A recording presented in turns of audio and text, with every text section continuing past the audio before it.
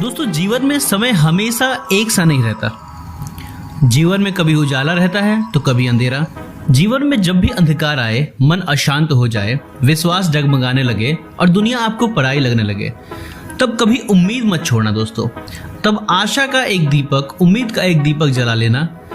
जब तक ये उम्मीद का दीपक जलते रहेगा, आपके जीवन में कभी अंधेरा नहीं हो सकता।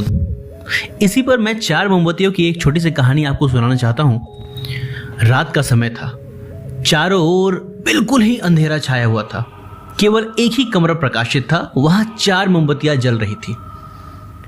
चारों मोमबत्तियां अकेला देखकर आपस में बात करने लगी। पहली मोमबत्ती ने बोला, मैं शांति हूं। जब मैं इस दुनिया को देखती हूं तो बहुत दुखी होती हूं।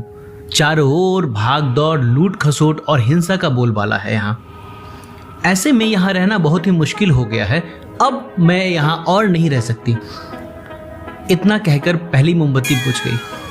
दूसरी मोमबत्ती भी अपने मन की बात कहने लगी, मैं विश्वास हूं। मुझे लगता है कि झूठ, धोखा, फरेब, बेईमानी मेरा वजूद खत्म करते जा रहा है।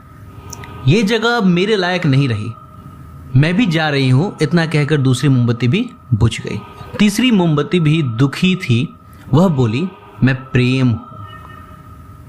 मैं हर किसी के लिए हर पल जल सकती हूं, लेकिन अब किसी के पास मेरे लिए वक्त ही नहीं बचा। स्वार्थ और नफरत के भाव मेरा स्थान लेती जा रही है।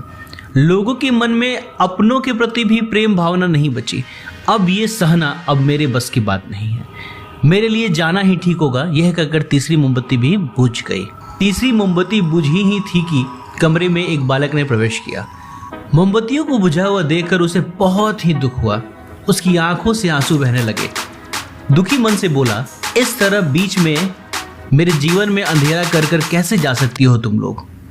तुम्हें तो अंत तक पूरा जलना था, मेरा साथ देना था, लेकिन तुमने मेरा साथ छोड़ दिया। अब मैं क्या करूंगा?